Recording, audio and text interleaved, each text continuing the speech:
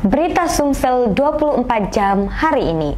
Wali Kota Palembang, Ratu Dewa, menerima kunjungan investor dari Cina yang tertarik menanamkan modal di Kota Palembang. Pertemuan yang berlangsung di Rumah Makan Pondok Kelapa yang membahas 3 strategi kerjasama yang diharapkan mampu mendorong pembangunan kota ke arah yang lebih modern dan sejahtera.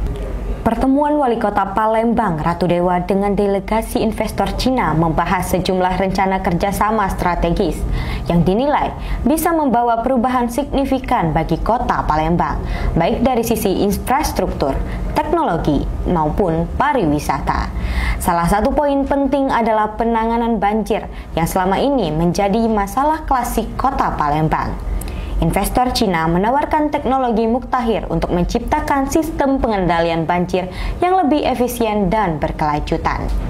Ratu Dewa menyambut baik inisiatif ini karena dinilai sangat relevan dengan kebutuhan kota saat ini. Hanya berhenti di solusi banjir, investor juga menunjukkan minat untuk mengembangkan konsep kota pintar di Palembang.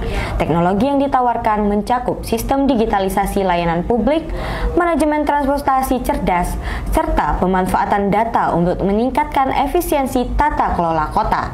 Palembang pun berpeluang naik kelas menjadi kota modern dan nyaman untuk ditinggali.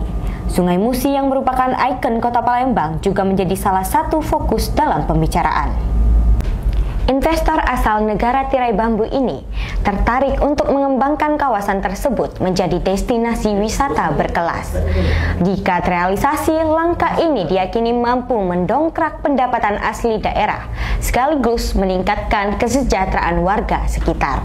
Wali Kota Ratu Dewa menyatakan optimismenya terhadap rencana-rencana tersebut.